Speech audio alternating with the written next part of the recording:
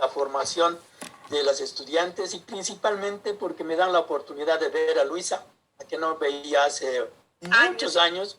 Realmente no ha cambiado mucho, un poquito los cachetes y los lentes, pero más nada. Y igual, con Charito nos hemos visto, sí, en varias oportunidades de trabajo, hemos hecho muchas cosas juntos. Y como dice, hemos aprendido de las personas a tener más sensibilidad y emplear mejor la profesión que nosotros tenemos en ciencias de la salud. Yo he aprendido docencia en enfermería, he trabajado con enfermeras, hemos hecho muchas cosas con la carrera de enfermería. Recuerdo a Nancy Manjón, a doña Judith Cisneros, que la estoy viendo también de muchos años, y que hemos hecho las primeras revoluciones en enfermería en Sucre. Y de ahí de Sucre fue la revolución a Bolivia, no solo para la licenciatura, sino para la formación integral de la enfermera y del enfermero, en muchos aspectos, desde la sensibilidad social hasta un ejercicio profesional digno que les permita, que les facilite, que les brinde la oportunidad de hacer, de sobresalir el título de enfermera. Enfermera no es Florence Nightingale con su lamparita. Enfermera es una profesional científica con mucho conocimiento, con mucho compromiso social, capaz de transformar no solo el servicio donde está, sino la comunidad con la cual interactúa. Esto aprendimos y queremos hacer hoy día con esta conferencia un recuerdo de muchas de las enseñanzas y más que todo hacer un compromiso con cada uno de ustedes para que nuestro enfrentamiento, no digamos nuestra lucha, porque todo el mundo está luchando, nosotros nos estamos enfrentando de verdad, no estamos libremente. Nuestro enfrentamiento a la epidemia en Bolivia de la COVID-19 sea algo muy profesional, muy comprometido y de alta sensibilidad social, que es lo que más se necesita en estos momentos en que la gente está enfermando y se muere por falta de plata. Entonces, con el permiso de ustedes, quiero comenzar la charla de esta tarde y si me permite compartir pantalla, tengo la charla dividida en 4 partes. Una primera parte es el análisis clínico y fisiopatológico de la COVID para que podamos comprender la enfermedad de mejor manera. La segunda parte es un análisis epidemiológico de lo que está ocurriendo y de algunas cosas que necesitamos dejar bien sentadas para que se hable con propiedad de epidemiología en lo que respecta a la COVID-19. La tercera parte son acciones comunitarias que me permito proponer podamos realizar, aprovechando que la asignatura de que regenta Charito es de participación y de interacción comunitaria.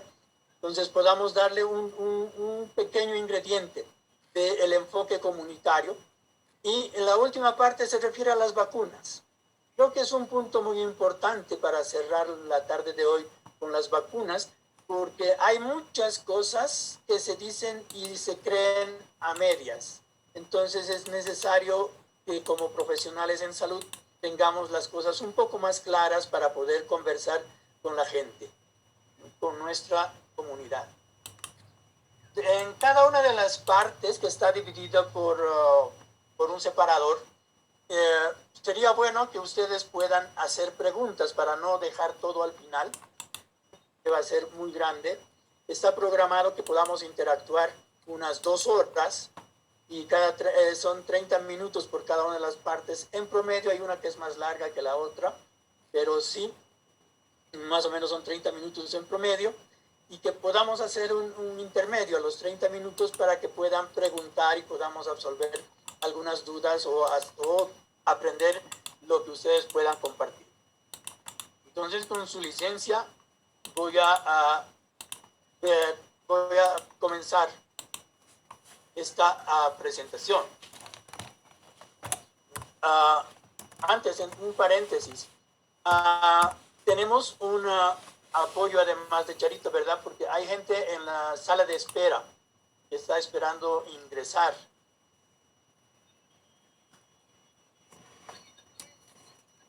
Y si pueden darles permiso, genial.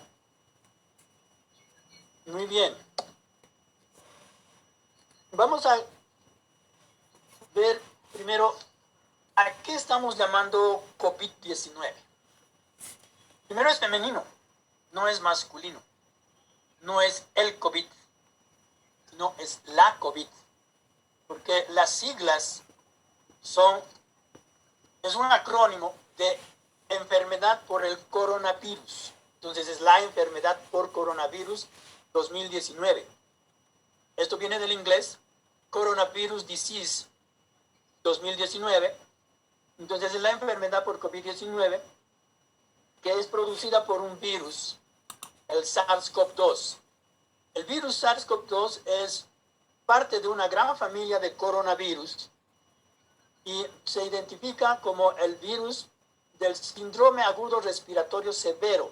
Es una familia de virus que hizo estragos en China desde hace varios años atrás y en otros países de Asia también, que es el virus, el agente del síndrome agudo respiratorio severo, coronavirus del tipo 2.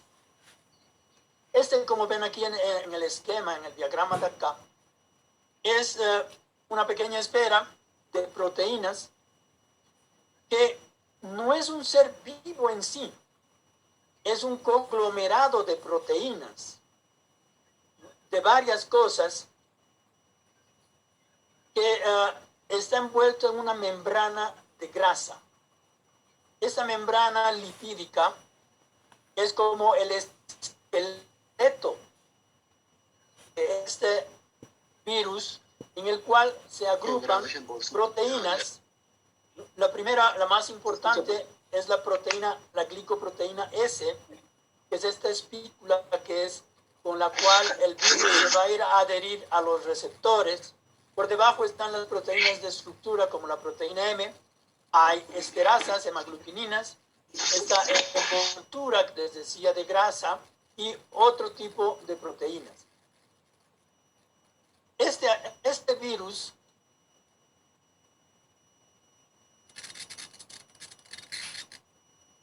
ha aparecido a fines del año 2019 en China, en Wuhan.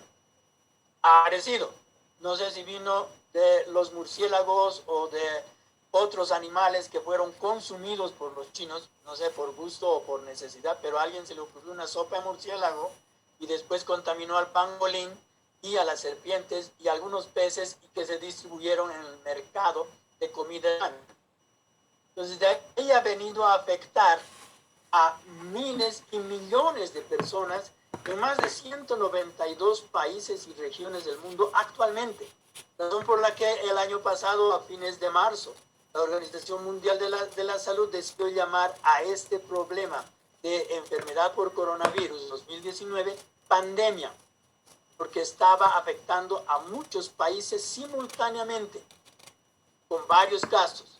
En cada uno de los países, haciendo una epidemia porque no existía. Hasta el 10 de marzo del 2020 nosotros no teníamos en Bolivia. Los primeros 2 casos aparecieron en Oruro y Santa Cruz por 2 personas que volvieron de Europa, creo que de Italia, y llegaron a Santa Cruz y Oruro, que fueron los 2 primeros casos. Entonces fueron la primera epidemia en Bolivia en marzo de 2020, el 10 de marzo de 2020, que fueron identificados los 2 casos. La COVID-19 como enfermedad típicamente estaba identificada que afectaba a personas de la tercera edad y personal de salud. Profesionales de salud que trabajaban en hospitales fueron las primeras víctimas del virus, porque llegaban pacientes con un síndrome respiratorio agudo severo, una gripa muy fuerte, y ellos no sabían de qué se trataba y los atendían sin mayor compromiso de su seguridad. Entonces, era una enfermedad que inicialmente afectaba a personal de salud y a personas de la tercera edad. Posteriormente se dijo que también eran población susceptible y vulnerable, aquellos portadores de enfermedades de base, principalmente personas diabéticas, hipertensos y los que estaban en tratamiento contra cualquier tipo de cáncer. Después a eso se sumaron otras enfermedades de base como las colagenopatías o degeneraciones o malformaciones, las incapacidades, y el grupo de población vulnerable creció hasta expandirse a una población que se cerró en mayores de 50 años. Entonces decía que la COVID-19 era una enfermedad propia de personas mayores de 50 años. Con el transcurso del tiempo, la COVID se ha convertido en una enfermedad no exclusiva para mayores de 50 años, sino para población mayor de 18 años, como enfermedad que afecta a este grupo de edad. Esta enfermedad, producida por este virus, el SARS-CoV-2, vamos a analizarla con un enfoque sistémico ecológico. La triada clásica de la epidemiología de la gente, ambiente y huésped, vamos a asociar a cuáles son los procesos que resultan de la interacción entre los tres agentes. Cuando nosotros nos enfrentamos a una enfermedad, cualquiera, estamos hablando en términos generales de una enfermedad, estudiamos al agente, que es lo que produce la enfermedad, y en términos generales, los agentes que producen enfermedad en las personas pueden ser biológicos, bacterias, virus, hongos, parásitos en general, pueden ser psicológicos, las enfermedades mentales, los problemas de salud mental, tienen como un agente algo que ha trastornado, ha distorsionado el equilibrio mental de las personas.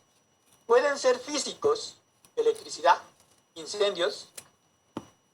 Pueden ser químicos, envenenamientos, intoxicaciones. Los agentes que producen enfermedad, entonces, son de esa diversa índole. En este caso, nuestro agente es un virus, un conjunto de proteínas capaz de provocar una enfermedad severa cuando se une con un receptor que activa. Por otro lado, el ambiente es el lugar en el cual se ubican el agente y el huésped. Huésped, la persona que va a enfermar. La interacción entre agente y ambiente explica los mecanismos o procesos de transmisión del agente hacia el huésped. Por ejemplo, tenemos enfermedades de transmisión hídrica que causan diarrea en los niños. El agua es el ambiente para muchas bacterias, virus o parásitos que pueden ocasionar diarrea. El mecanismo de transmisión es a través del ambiente. Enfermedades transmitidas por el aire, la COVID, o otros factores ambientales que pueden desencadenar enfermedades, trastornos psicológicos, mentales, enfermedades mentales, exceso de ruidos, luces, etc. La interacción entonces entre agente y ambiente explica el proceso de transmisión para producir enfermedad. Si la interacción es entre el ambiente y el huésped, estamos hablando de los mecanismos que exponen al huésped a enfermar o de los mecanismos que lo protegen. Las dos cosas, tanto la facilitación de enfermedad, un ambiente contaminado, agua contaminada, aire contaminado, o un ambiente saludable. El mismo efector es riesgo y es protección. Y en tercer lugar, que es lo que nos ocupa hoy día, la interacción entre el agente y el huésped es el proceso patológico, el desarrollo de la enfermedad. Y esto tiene una explicación mucho más clara cuando se analiza el proceso patológico desde el punto de vista de la interacción entre el agente y el huésped. El agente, cualquiera que sea, ya les expliqué, biológico, psicológico, físico, químico. En este caso, el agente es un virus, porque vamos a hablar de la COVID. Y el huésped, la persona, en cualquier edad, desde su nacimiento hasta su tercera o cuarta edad. Los que estamos ya en cuarta edad es como que estamos viviendo gratis. Entonces, la interacción entre agente y huésped se explica a través de una ecuación. Esta ecuación es interesante, fue formulada en 1928 por Ascanasi para aclarar que el agente actúa sea por su replicación, por el número, o por la interacción con el huésped capaz de generar toxinas que explican la virulencia. Y el huésped se defiende, que es el denominador de la ecuación, mediante resistencia local o resistencia general. Viendo cada una de estas cosas,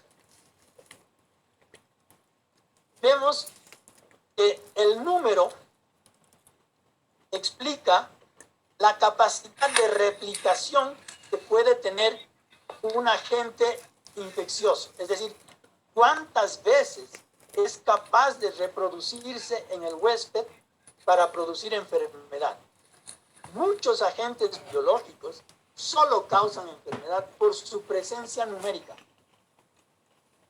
Mientras más cantidad de agentes infecciosos existan, mayor probabilidad de enfermedad. Por ejemplo, la tuberculosis. Normalmente nosotros recogemos bacterias del bacilo de Koch en la calle, en los mercados, en el cine, en los colectivos, en cualquier lugar, porque están en el ambiente. Pero no enfermamos de tuberculosis hasta que no tengamos una cantidad suficiente de bacterias, de bacilos, que va a vencer a la resistencia del huésped.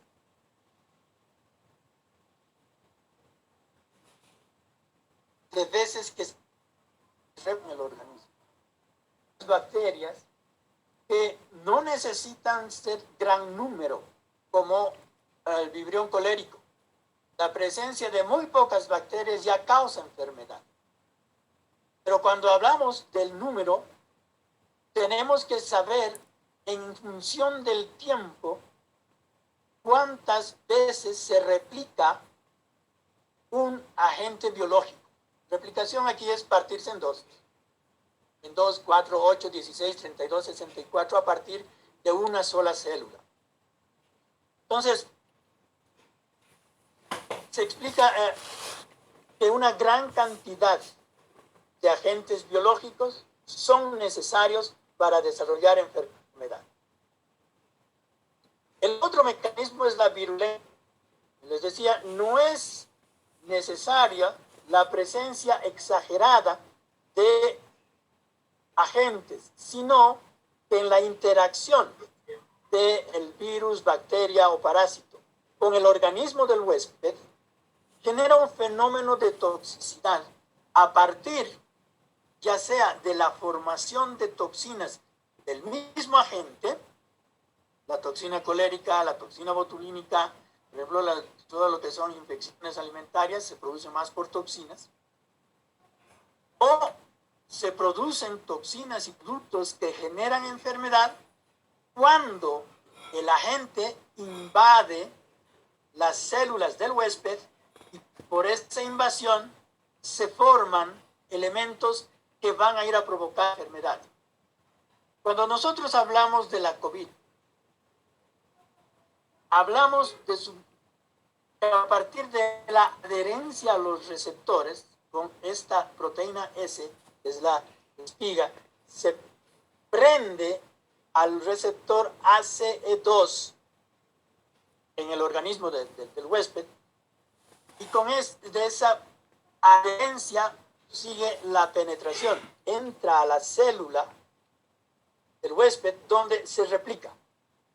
En el proceso de réplica del virus, por la unión del virus a la célula, se generan una serie de toxinas que van a complicar el proceso inflamatorio. Entonces, la acción del SARS-CoV-2 en la COVID es por su presencia, este virus se replica hasta 100,000 veces en cuestión de horas. En 24 horas resultan millones de virus. Y de la interacción penetrando a la célula del huésped, genera un proceso de intoxicación que aumenta su virulencia. Entonces es un doble mecanismo, por su presencia y por la formación de toxinas.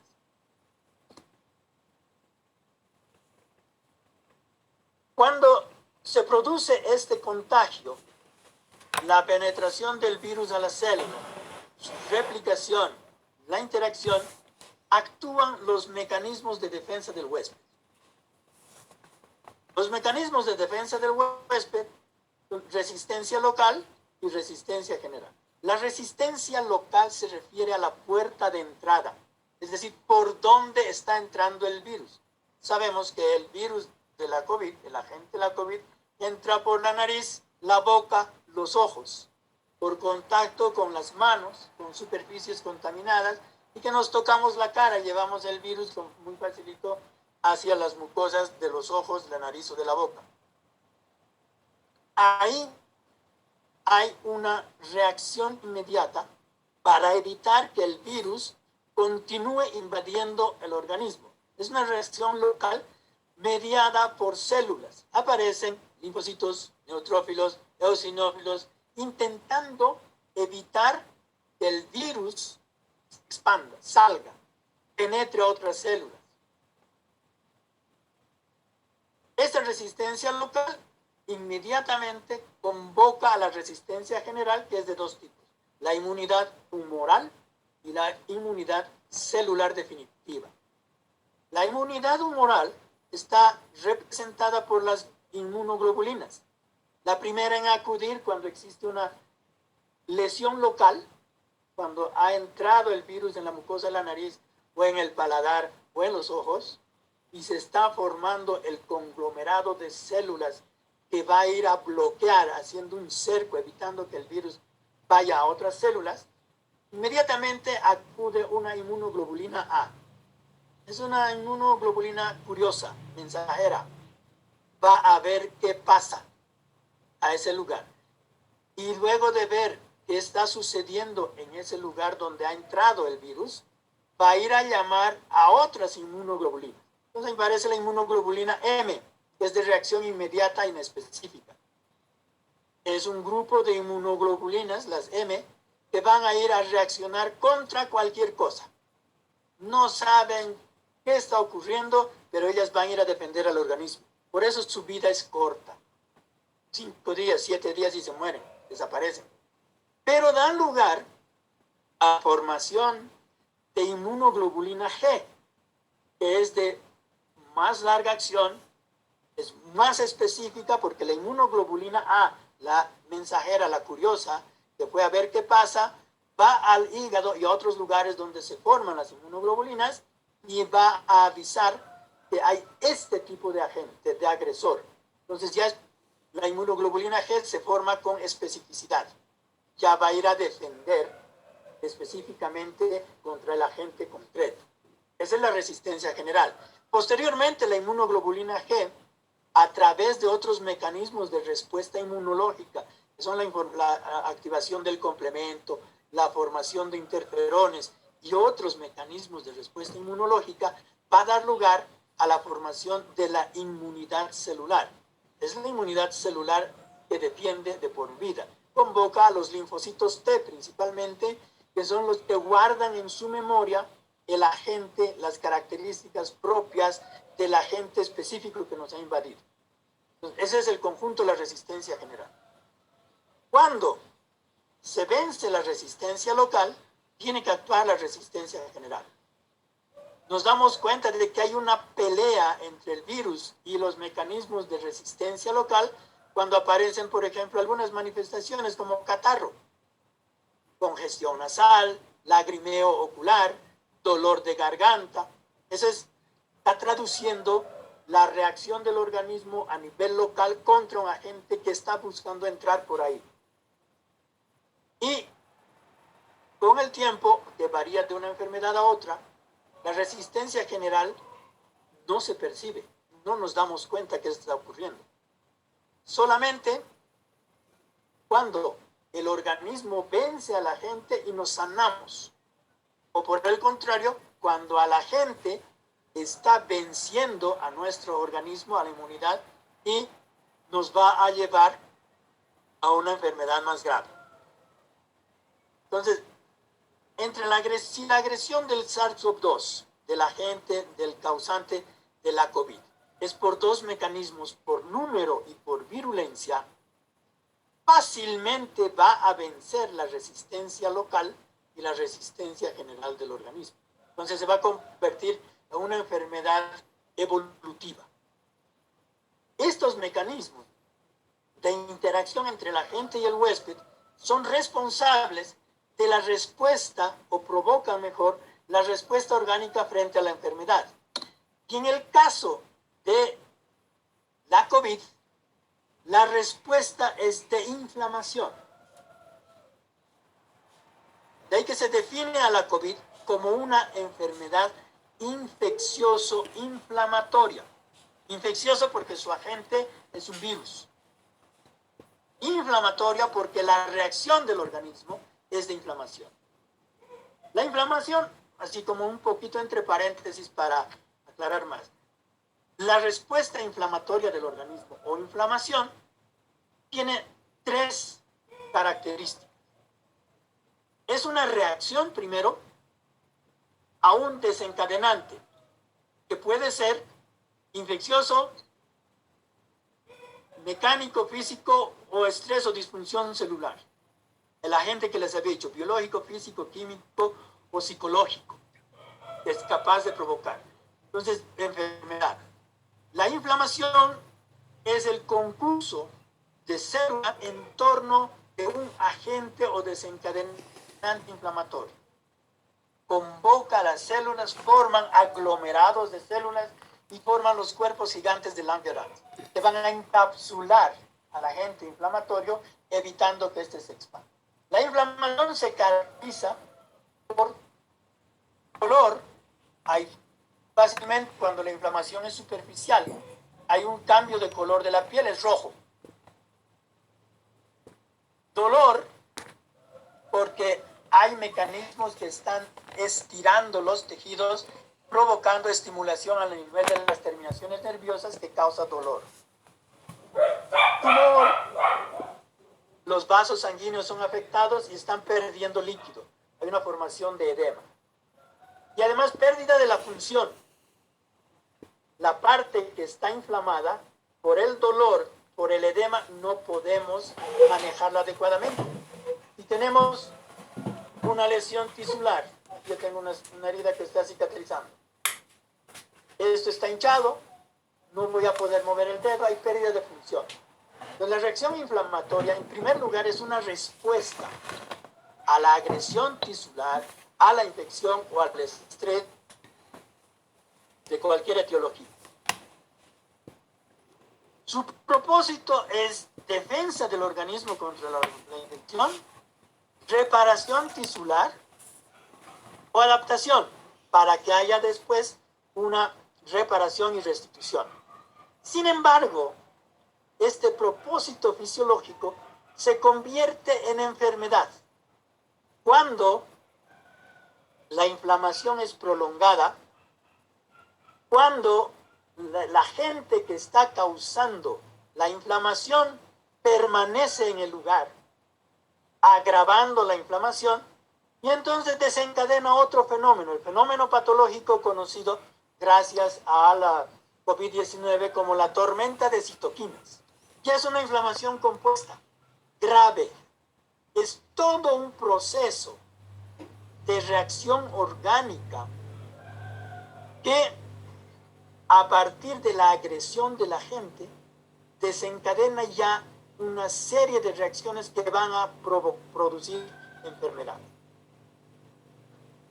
Entonces, de la cadena, de la cascada de citoquinas y de otras leuquinas y de toda la reacción orgánica que existe, la respuesta defensiva es primero una activación del complemento. Se exacerba el sistema inmunológico, reacciona más, convoca más células, el organismo se va debilitando, buscando una activación del complemento, fagocitosis para ir destruyendo las células muertas, citotoxicidad, anticuerpo dependiente, porque el organismo, a partir de los detritus y la lesión inflamatoria que está causando, es capaz de formar autoanticuerpos contra estos.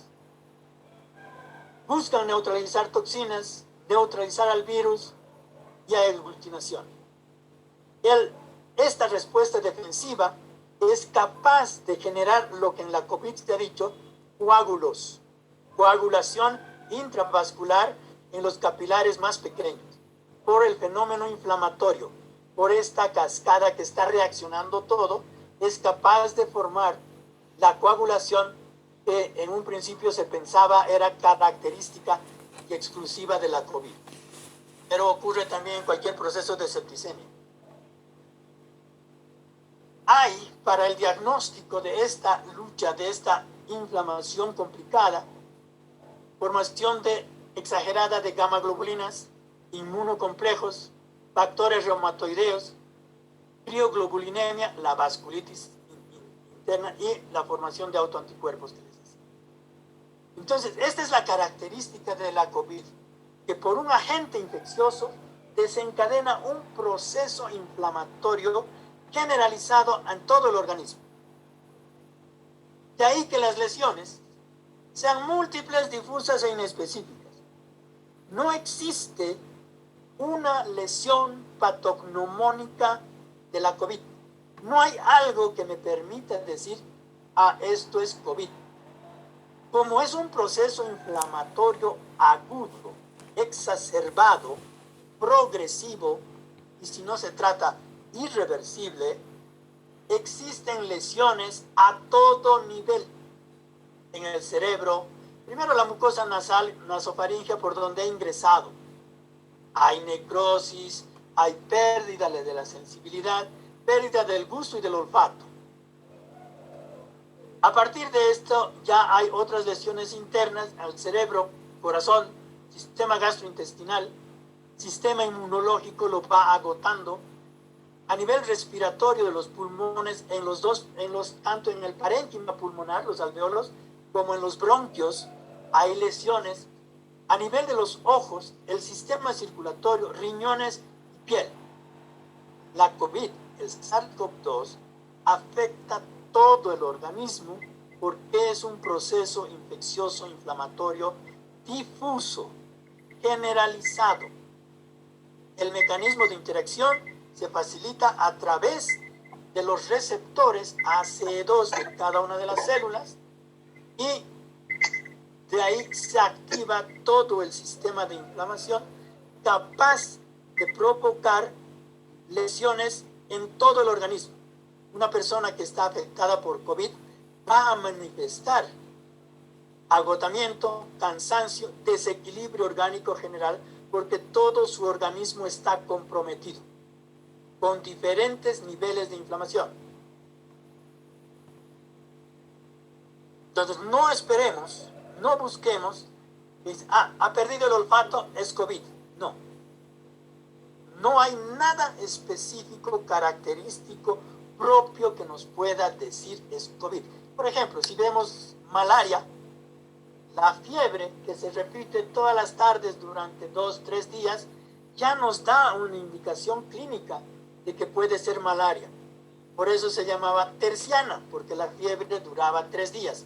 Clásicamente, en las mismas horas, durante los 3 días, desaparece y vuelve a aparecer. En la tuberculosis, en la primoinfección tuberculosa en los niños, nosotros podemos encontrar fiebre todas las tardes, que se presenta durante un tiempo indefinido. Cuando un niño menor de 5 años está afectado por una primoinfección tuberculosa, es característico que en las tardes esté un poco más caliente. Es la fiebre que aparece entre las 4:30 y 5 de la tarde y desaparece 8 de la noche. Los primeros días necesita un antipirético, un paracetamol en gotas. Pero después ya se acostumbra y con pañitos de agua fría en la frente o paños de alcohol en la espalda pasa. El sarampión, la aparición de las manchitas en la piel, nos dice sarampión. La rubeola tiene signos característicos, también manchitas, pero diferentes a las del sarampión. La viruela, la varicela, es decir, son signos característicos propios que nos indican la enfermedad. En cambio, en la COVID no busquemos un signo ni un síntoma que nos diga esto es COVID, porque la agresión inflamatoria aguda es en todo el organismo. Estas lesiones no dependen de la cepa que esté afectando. Ahorita estamos escuchando desde la prensa hasta el Ministerio de Salud, pasando por los directores, médicos de hospital, etcétera, que la cepa brasilera es más agresiva y causa fibrosis pulmonar rápida. No es cierto. O que la cepa hindú produce diarrea. Tampoco es cierto. Las manifestaciones se han ido presentando en diferentes épocas del tiempo que no están relacionadas directamente con la cepa. No existe una cepa que afecte solo estómago, una cepa de SARS-CoV-2 que afecte solo el sistema gastrointestinal, tampoco al sistema nervioso o tampoco provoque coagulopatías. El agente, entre paréntesis, ya hay más de 217 variantes del SARS-CoV-2. No solamente son la brasilera, la hindú, la china, etc. Son 217 variantes. En conjunto se llaman variants of concern, es decir, variantes de preocupación. Y que se han identificado unas cuantas, creo que son 7, perdón. Son 7 que se han identificado que tienen cierta preferencia geográfica, como la brasilera, la hindú, la inglesa, las 2 o 3 cepas chinas que hay y la cepa coreana. Entonces, que haya habido cierta predilección por un área geográfica que les dé una característica solamente de nombre. En conjunto, el virus SARS-CoV-2 genera una inflamación, genera en todo el organismo, y las manifestaciones van a depender más de la persona que de la cepa. Eso también da lugar a que las vacunas, que vamos a hablar al final, sirvan para todas las cepas. En mayor o menor grado de protección, la misma vacuna nos está cubriendo de lesiones graves para todas las cepas. No se han hecho 217 vacunas, no es necesario hacer 217 vacunas, tampoco es necesario publicitar las 217 variantes, porque el mecanismo de acción, de agresión y la fisiopatología es la misma para todos los agentes de la COVID. Estas manifestaciones clínicas difusas no son de diagnóstico clínico fácil. Como les decía, no existe algo característico propio que nos permita decir esto es COVID-19. No hay. En unas personas será la congestión nasal, en otras la pérdida del olfato, la pérdida del gusto, en otros la fiebre alta, el dolor de cabeza intenso, en otros diarrea, en otros disnea y dificultad respiratoria, pero no existe algo concreto, específico y común para todos. Quizás el signo o el síntoma, el síntoma más común de la COVID sea la pérdida del olfato. Quizás. Es lo más común, ocurre en el 49% de personas que han acusado síntomas, signos. Entonces, lo más común ha sido pérdida del olfato. Es lo más común. No es que pérdida del olfato igual COVID. De ahí que el diagnóstico clínico debe estar orientado a una cosa muy simple. Cualquier proceso de infección respiratoria aguda actualmente en periodo de pandemia debe ser pensado y tratado como COVID. Alguien que llega al servicio de salud o que les pregunta a ustedes, estás estudiando enfermería, entonces mira, tengo catarro, he tenido un poco de fiebre y me duele la garganta. Nosotros vamos a pensar en una gripa común, o vamos a pensar en un resfrío. Debemos pensar que puede ser COVID. Entonces hay que interrogar algunas otras cosas, tener información sobre el nexo epidemiológico o sobre otras manifestaciones que nos permitan decir si es posiblemente COVID o no. Entonces, clínicamente la sospecha es cualquier proceso respiratorio agudo debe ser pensado que se trata de COVID.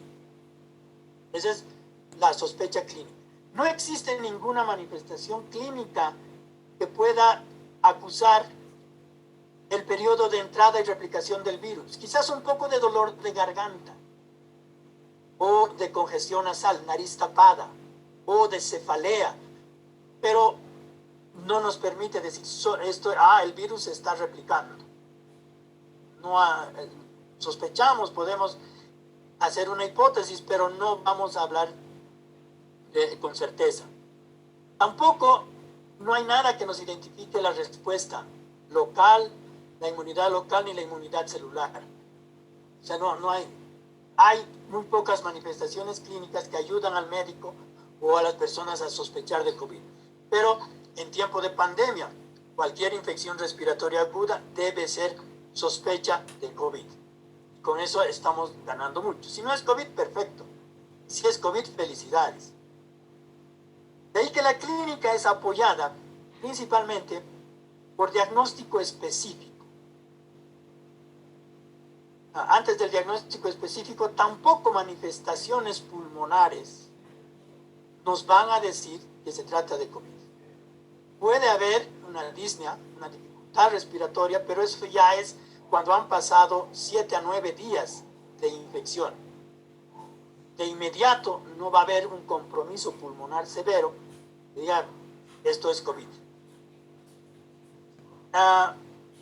En los primeros días, en los primeros 3 días de infección, es recomendable, antes de que aparezcan otros síntomas, tomar una radiografía simple de tórax, que es lo más barato y lo más fácil, y de hacer en cualquier servicio de salud.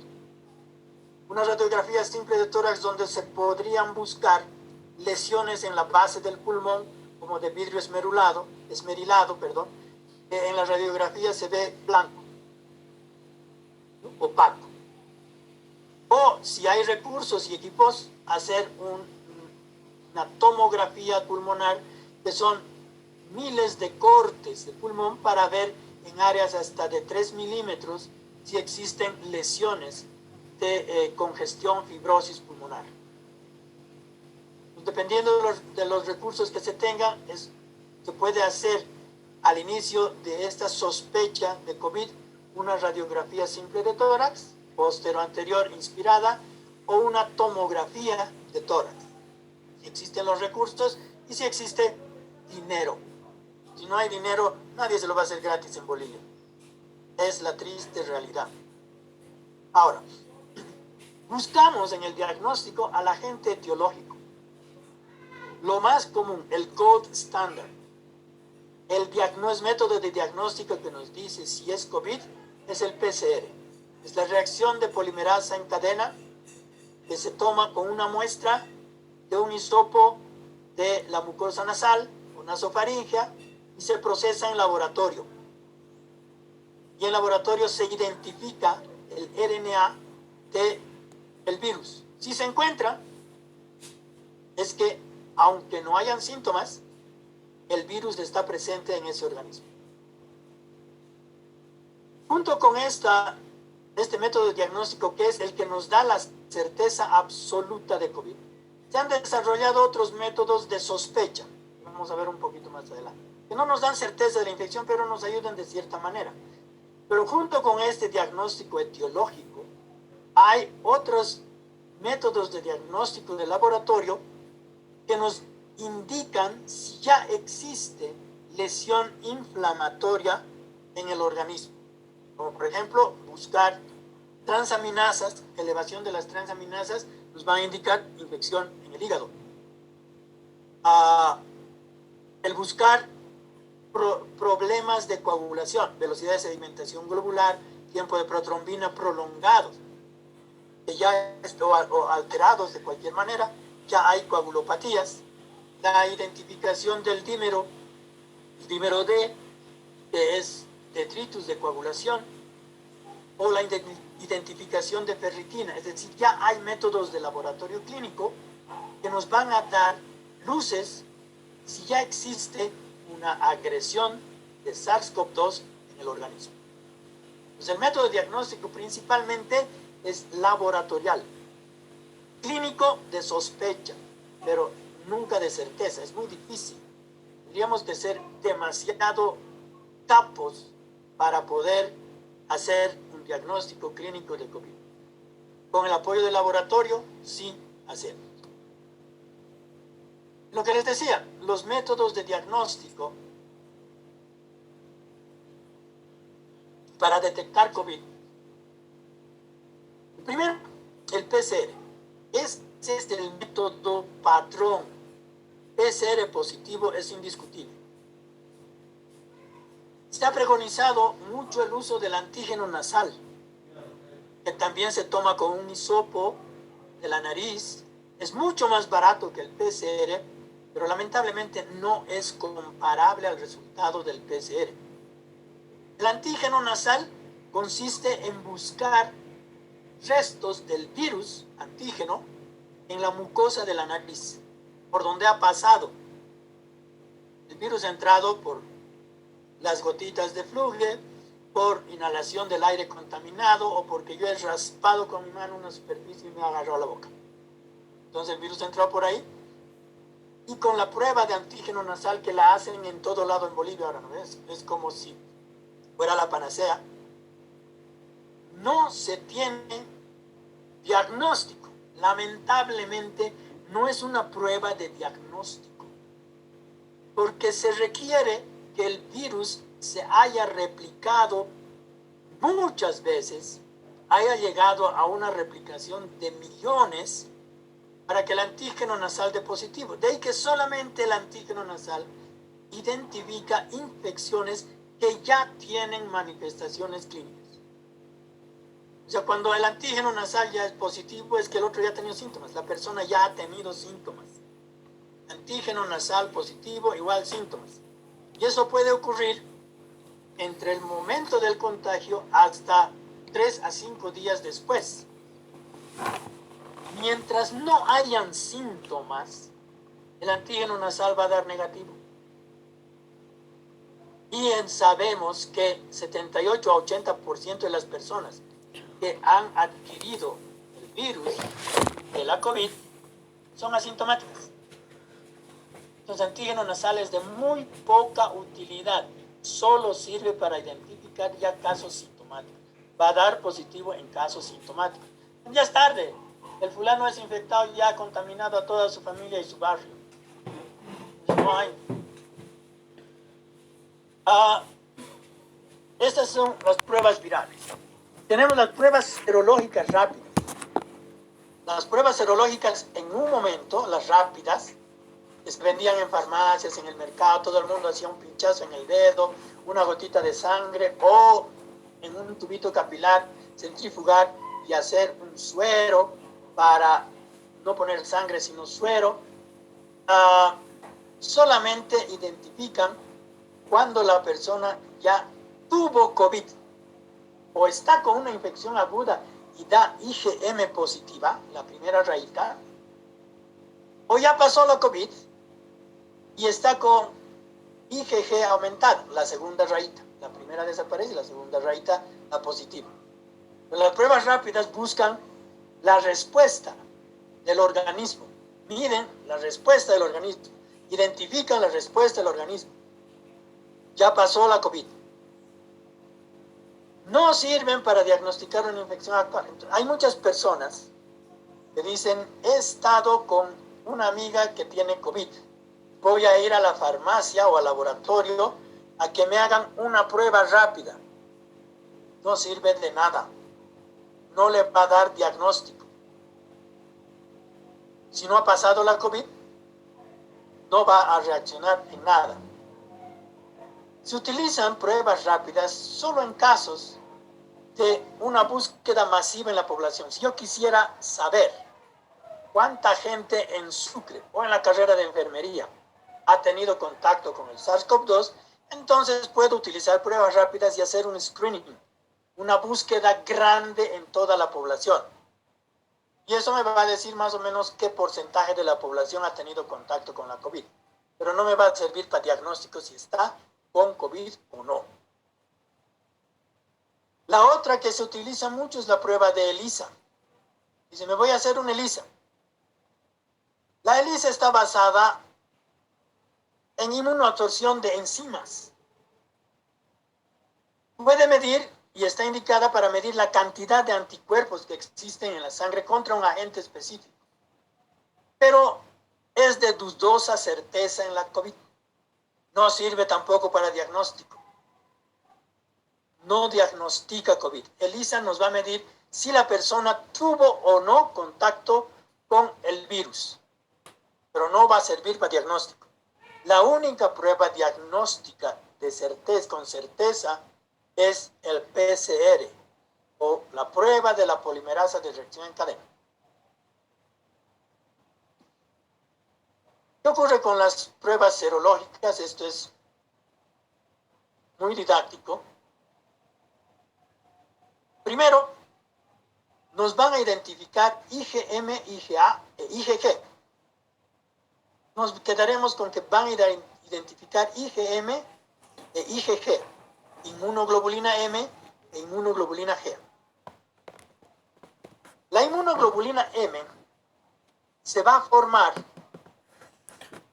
entre 3 a 5 días después de que el organismo humano ha entrado en contacto con el virus, con el SARS-CoV-2, y va a permanecer 5 a 7 días.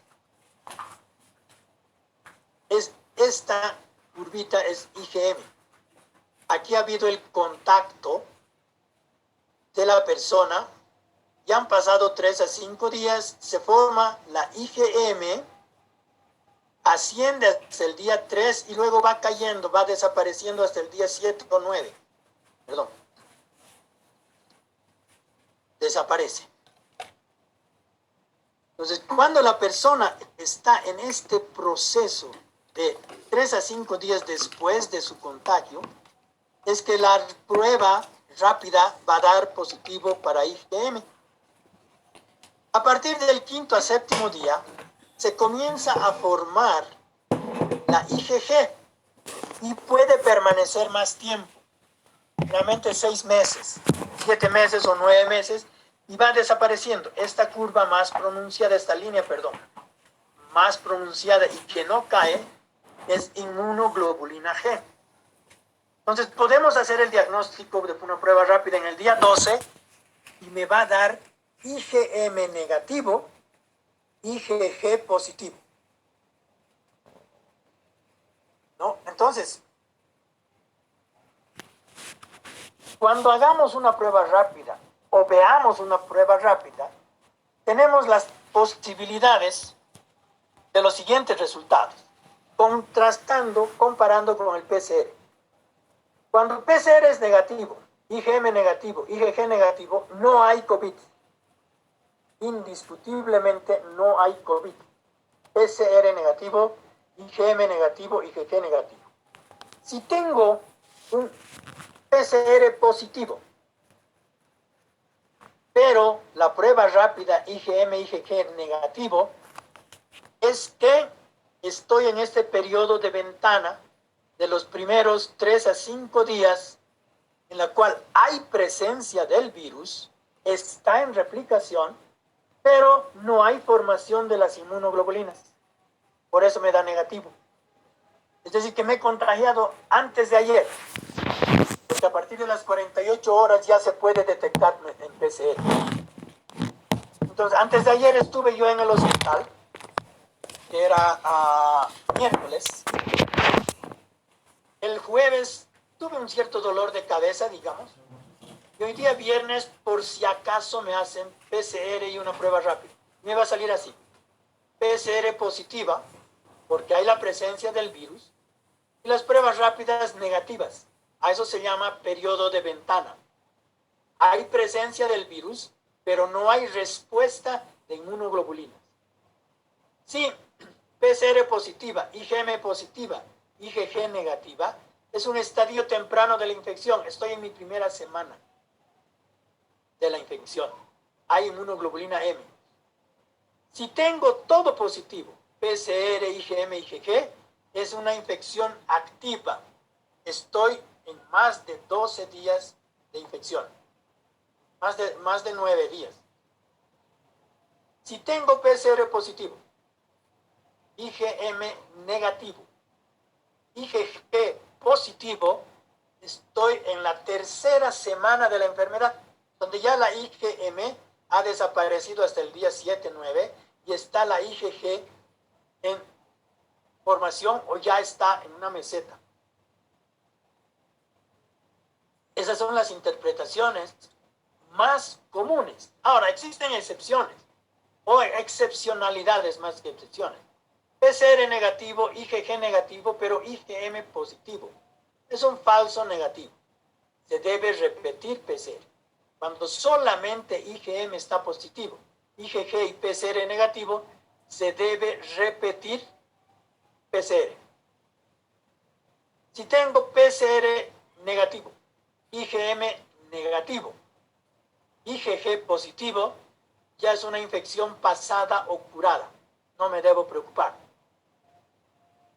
Si tengo todavía después de tiempo IgM, IgG positivo, es posible pero PCR negativo, es posible una recidiva, reinfección, es una recrudescencia de la enfermedad, por lo tanto hay que confirmar con PCR.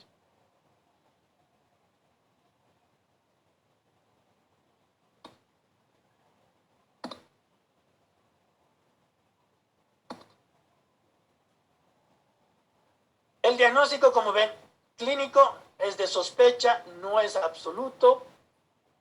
El diagnóstico del laboratorio es concluyente, lo que encarece la atención de la enfermedad, la hace más cara y más difícil para la mayoría de las personas. Ustedes han debido oír cuánto cuesta una PCR, lo difícil que es encontrar un laboratorio que la haga. Hay muchos laboratorios que engañan a las personas con el antígeno nasal y le dicen te hemos hecho una PCR, es mentira, han hecho antígeno nasal, es diferente, o con una prueba rápida quieren dar el diagnóstico. Ya con el diagnóstico de COVID, la enfermedad infecciosa inflamatoria crónico o que es crónico, agudo evolutiva, veremos cómo tratamos. Como les decía, 78 a 80% son pacientes asintomáticos o pausisintomáticos. Asintomático es que no tiene ninguna manifestación clínica. Se agarró el virus, no se dio cuenta. No tienen nada. Ni fiebre, ni dolor, nada. Y los pausisintomáticos son aquellos que tuvieron una febrícula 1 o 2 días, se sintieron un poco calientes, un dolor de cabeza que pasa con un paracetamol o con reposo, congestión nasal y dolor al deglutir o dinofagia. Entonces esos son pausisintomáticos que tienen algunos síntomas que se dan en la COVID, pero que no duran mucho ni son severos. Estos casos asintomáticos, pausisintomáticos, son un peligro porque son los que facilitan la transmisión y el contagio. No tengo nada, pero si el virus está dentro mío, sigo yendo a reunirme con personas, estoy caminando en la calle, no uso adecuadamente barbijo, etc. Entonces voy a distribuir y diseminar el virus.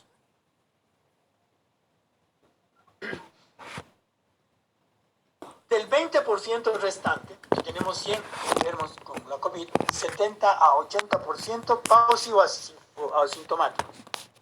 15 a 18% necesitan tratamiento hospitalario. De 100 pacientes, 15 o 18 van a necesitar hospital porque tienen manifestaciones clínicas. Puede que necesiten o no. Hay manifestaciones clínicas y pacientes que se curan en casa. Desde 15 a 18% podríamos decir que más de la mitad se cura en casa. La otra mitad va a ir a buscar hospital.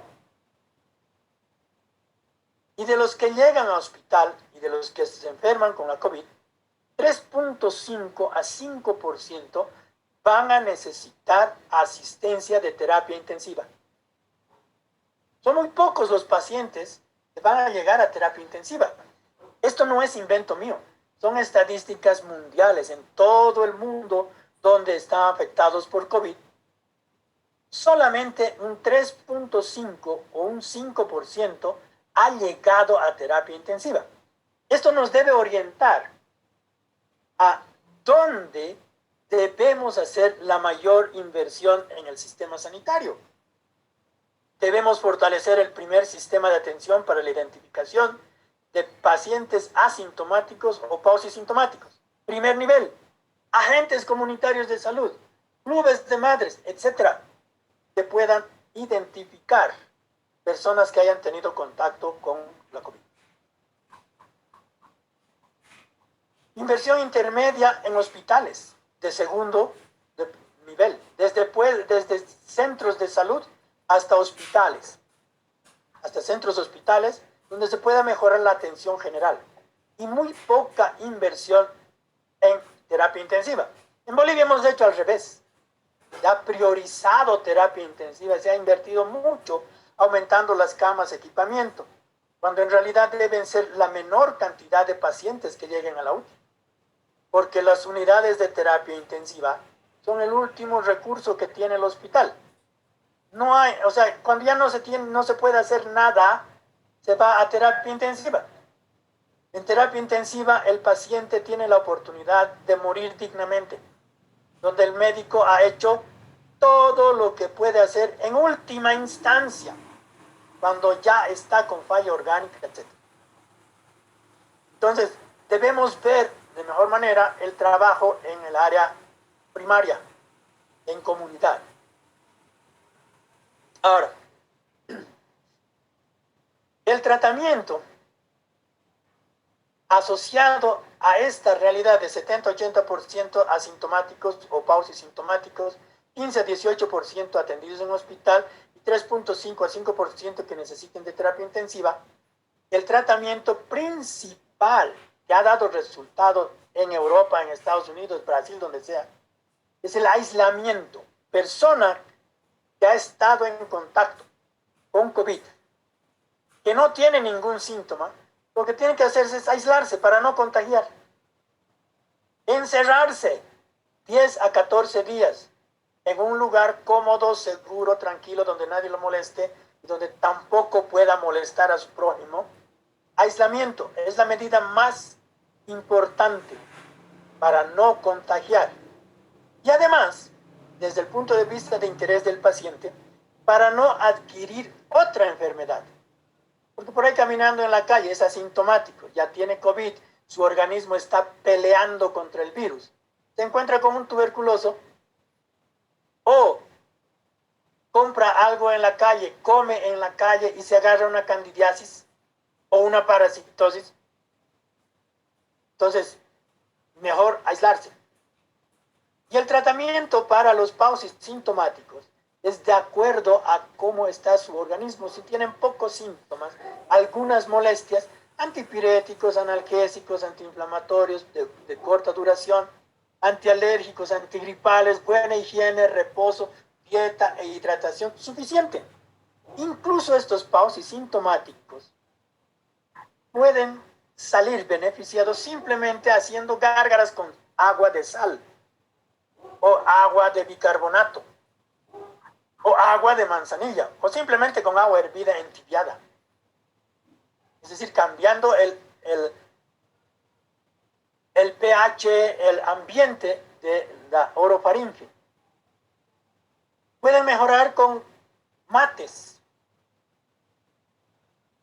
simplemente dejando de comer carne, aumentando frutas y verduras, manteniendo una hidratación adecuada, suficiente. En cambio, en el hospital sí se necesita tratamiento medicamentoso. En el hospital no te van a dar mate de coca porque te duele el estómago. Te van a dar algún antiespasmódico. No van a hacer limpieza de los párpados con agua de manzanilla.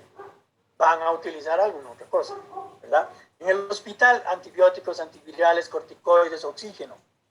Y en terapia intensiva, lo que Dios pueda darles a los médicos de terapia intensiva para que el paciente tenga una muerte digna, asistida. O sea, hasta aquí, ¿tienen alguna pregunta? ¿Algo de aclaración en la parte epidemiológica y clínica de la COVID? ¿Curiosidad? Doctor, buenas tardes. Buenas tardes. Tengo una duda. ¿Cuál es la diferencia entre el antígeno nasal y el PCR? El antígeno nasal es, la muestra se toma de la misma manera, de la nariz, con un hisopo largo. La diferencia está en el procesamiento. Para el PCR yo necesito un termociclador, una máquina, en la cual me va a identificar las fracciones de RNA, es decir, de ácido ribonucleico, que vienen del virus. Me va a identificar partes del virus. El antígeno nasal es también una prueba viral, pero va a identificar fracciones del virus que se encuentran en la mucosa de la nariz. Cuando